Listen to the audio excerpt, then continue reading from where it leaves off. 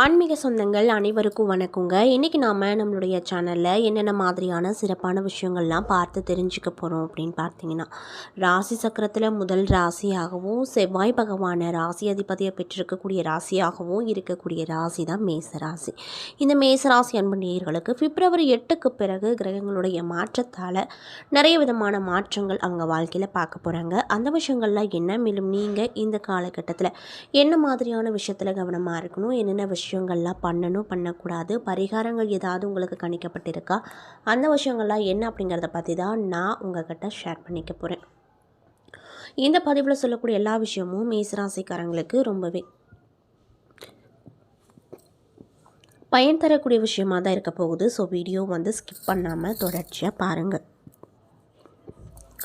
அது மட்டும் இல்லாமல் உங்களுக்கு திருச்செந்தூரில் குடிகொண்டு இருக்கக்கூடிய அந்த சுப்பிரமணியரை ரொம்ப பிடிக்கும்னா அந்த வீடியோக்கு ஒரு லைக் பண்ணிவிட்டு நம்மளுடைய கமெண்ட் பாக்ஸில் சுப்பிரமணியருக்கு போற்றி அப்படின்னு சொல்லி மறக்காமல் பதிவிடுங்க.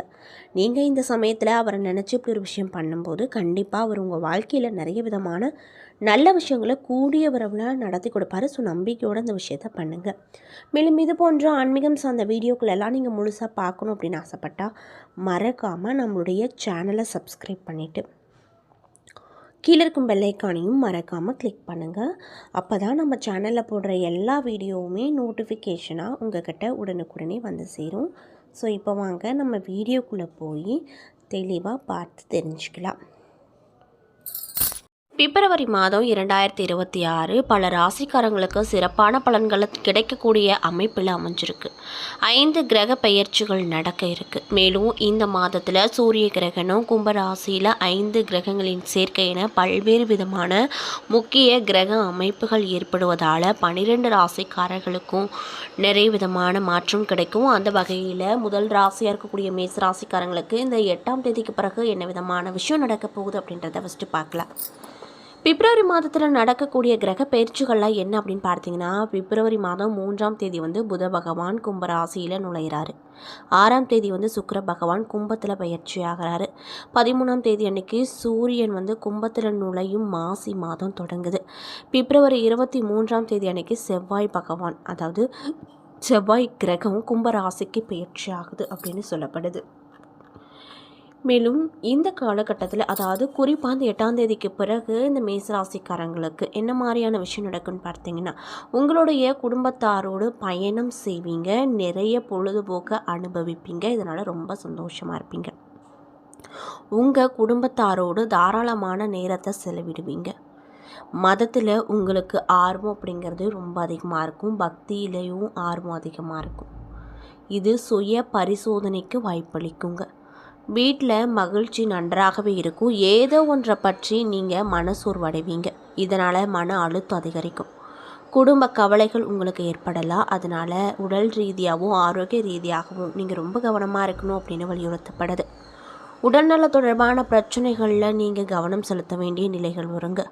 கல்வி பயிலக்கூடிய மேசராசியை சேர்ந்த மாணவர்களுக்கு இந்த காலகட்டம் ஒரு முக்கியமான தருணத்தை கொடுக்கக்கூடிய காலகட்டமாக இருக்க போகுது. அதில் எந்த ஒரு மாற்றுக்கருத்தும் இல்லை அப்படின்னு சொல்லப்படுதுங்க. அது மட்டும் இல்லாமல் உங்களுக்கு கேது பகவான் சிம்ம ராசியில் அமர்ந்திருக்காரு. சூரியன், சுக்கிரன், செவ்வாய் ஆகிய 3 கிரகங்கள் மகர ராசியில் அமர்ந்திருக்காங்க. மகரத்தில் செவ்வாய் உச்சம் அடைஞ்சிருக்காரு. கும்பராசியில் புத பகவானும் செவ்வாய் பகவானும் அமர்ந்திருக்காங்க. மீனத்தில் சனி பகவான் அமர்ந்திருக்காரு. அந்த வகையில் உங்களுக்கு இந்த 8ஆம் தேதிக்கு பிறகு கிடைக்கக்கூடிய பலன்கள் என்ன அப்படின்றத பார்க்கலாம். மேசராசிக்காரங்களுக்கு இந்த காலகட்டத்தில் செவ்வாய் பகவான் உச்சமாக அமர்ந்திருக்கிறாரு. இதனால் உங்களுக்கு என்ன மாதிரியான விஷயம் நடக்கும்னு பார்த்தீங்கன்னா, மிகப்பெரிய மேன்மைகள் அப்படிங்கிறது தேடி வரக்கூடிய காலகட்டமாக இருக்க போகுதுங்க. நீங்கள் எந்த மாதிரியான முயற்சி எடுத்தாலுமே அதில் வெற்றி அப்படிங்கிறது உங்களுக்கு தான். சூரியனும் 10ஆவது இடத்துல இருப்பதால் வேலைக்குரிய முயற்சி செய்து கொண்டு இருக்கக்கூடியவங்களுக்கு பொன்னான வாய்ப்புகள் தரப்போகுதுங்க. நல்ல வேலை வாய்ப்புகள் கிடைக்கும். சூரியன் செவ்வாயின் இணைவு அரசு வேலையை பெற்றுக் கொடுக்கும். தந்தை வழி உறவால் சாதகமான சூழ்நிலை வரப்போகுது. அது மட்டும் இல்லாமல் பூர்வீக சொத்துக்களுக்கான முயற்சியில் வெற்றி கிடைக்கும். பூர்வ புண்ணியாதிபதி அப்படின்னு சொல்லக்கூடிய சூரியன் 10, 11 ஆகிய 2 இடத்தில் அமர்வதால் நல்ல வேலை வாய்ப்புகள் கிடைக்கும். சொத்து கிடைக்கும் யோகம் அமைஞ்சிருக்கு. அரசு துறையில் வேலை செய்பவர்களுக்கு பதவி உயர்வு கிடைக்கும். நல்ல வேலை மாற்றங்கள் உண்டாகும் அற்புதமான காலகட்டமாக உங்களுக்கு இந்த காலகட்டம் அமைஞ்சிருக்கு. அதில் எந்த ஒரு மாற்று கருத்தும் இல்லை அப்படின்னு கணிக்கப்பட்டிருக்கு. இடமாற்றம் உங்களுக்கு உண்டாகும். உயர்ந்த பதவி, சம்பள உயர்வு போன்ற சலுகைகள் இந்த காலகட்டத்தில் கண்டிப்பாக கிடைக்கும். பெண் குழந்தைகள் பிறக்கும் மேசராசினருக்கு மிகப்பெரிய யோக பலன்கள் உங்களுக்கு காத்திருக்கு அப்படின்னே சொல்லலாம். அஸ்வினி நட்சத்திரத்தை சேர்ந்தவங்க இந்த காலகட்டத்தில் நட்புகளில் மிகுந்த கவனமாக இருக்கணும் அப்படின்னு வலியுறுத்தப்படுது. பரணி நட்சத்திரத்தை சேர்ந்தவர்களுக்கு பெண்களுக்கு நல்ல வேலை வாய்ப்புகள் கிடைக்கும். கணினித்துறையில் வேலை வாய்ப்புகளும் கிடைக்கும். திருமணம் போன்ற சுப காரியங்களில் உங்களுக்கு என்ன விதமான மாற்றம் இந்த காலகட்டத்தில் ஏற்பட போகுது அப்படின்னு பார்த்தீங்கன்னா, திருமணம் உறுதியாகக்கூடிய யோகம் அமைஞ்சிருக்கு. கிருத்திகை நட்சத்திரத்தில் சேர்ந்தவர்களுக்கு அரசு வேலை கிடைக்கும் யோகம் அமைஞ்சிருக்கு. அப்பாவுடைய சொத்துக்கள் கிடைக்கும். குழந்தை பாக்கியம் இல்லாமல் தவித்து கொண்டிருக்கக்கூடியவங்களுக்கு இந்த காலகட்டத்தில் கண்டிப்பாக மழலை செல்வங்களும் கிடைக்கும். குரு பகவான் 3வது இடத்துல இருப்பதால் முயற்சிகளில் நல்ல பலனை உங்களால் இந்த காலகட்டத்தில் கண்டிப்பாக பார்க்க முடியுங்க. அது மட்டும் இல்லாமல் இந்த காலகட்டத்தில் உங்களுக்கு சாதகமான காலகட்டமாக அமைஞ்சிருக்கு. சளி தொந்தரவுகள், மூச்சு, வயிறு, வாயு பிரச்சனைகள், மூட்டு வலி போன்ற பாதிப்புகள் ஏற்படுவதற்கான வாய்ப்பு அமைஞ்சிருப்பதனால ஆரோக்கியம் சார்ந்த விஷயத்தில் நீங்கள் ரொம்ப கவனமாக இருக்கணும். தொழில் ரீதியாக பார்த்தோன்னா நீங்கள் எடுத்திருக்கக்கூடிய தொழில் ரீதியான முயற்சிகள் அனைத்திலுமே வெற்றி அப்படிங்கிறது உங்களுக்கு தான் கிடைக்க போகுது. அதில் எந்த ஒரு மாற்று கருத்தும் இல்லை. ஆராய்ச்சி தொடர்பான கல்வி படிப்பை படித்து கொண்டிருக்கக்கூடியவங்களுக்கு நிறைய விதமான யோக பலன்கள் இந்த காலகட்டத்தில் கிடைக்கும்.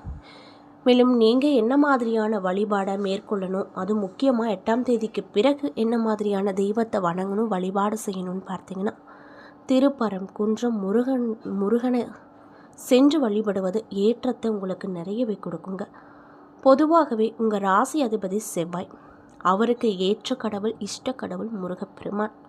ஸோ முருகப்பெருமானை நினச்சி செவ்வாய்க்கிழமை அல்லது வெள்ளிக்கிழமை நாட்களில் விரதம் இருந்து அந்த முருகனை நினச்சிட்டு வந்தீங்க அப்படின்னா கண்டிப்பாக உங்கள் வாழ்க்கையில் எப்படியாப்பட்ட கஷ்டங்களாக இருந்தாலுமே அந்த முருகனுடைய அருளால் எல்லா கஷ்டங்களும் அப்படியே பொடி பொடியாக ஆகிருங்க. அது மட்டும் இல்லாமல் செவ்வாய் பகவானை உங்கள் ராசி அதிபதியாக பெற்றிருப்பதால் உங்களுக்கு நிறைய யோக பலன்களும் கிடைக்கும். முருகனை வணங்குவதால் இன்னும் இரட்டிப்பாக நிறைய விதமான யோக பலன்கள் அப்படிங்கிறது இந்த மேசராசிக்காரங்களுக்கு நிச்சயமாக கிடைக்கும்.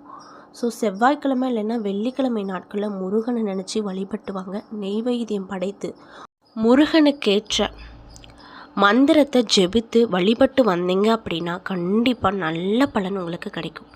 ஸோ இந்த பதிவை மேசராசிக்காரங்க யாராவது பார்க்குறீங்க அப்படின்னா நான் சொன்ன பரிகாரத்தை கண்டிப்பாக செய்யுங்க.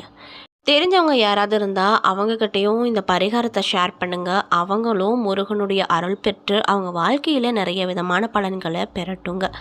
என்ன நண்பர்களே, இந்த பதிவுகளில் மேசராசி அன்பினர்கள் அனைவருக்கும் பிப்ரவரி மாதம் 8க்கு பிறகு என்னென்ன விதமான நல்ல விஷயங்கள்லாம் நீங்கள் உங்கள் வாழ்க்கையில் பார்க்க போகிறீங்க, என்ன விஷயத்தில் கவனமாக இருக்கணும், என்னென்ன விஷயங்கள்லாம் பரிகாரங்கள் மாதிரி உங்களுக்கு சொல்லப்பட்டிருக்கு அப்படிங்கிறத பற்றியும், எந்த கடவுளை நீங்கள் வணங்கணும் அப்படிங்கிறத பற்றியும் நான் இன்றைக்கி இந்த பதிவில் உங்கள்கிட்ட தெளிவாக சொல்லியிருப்பேன்.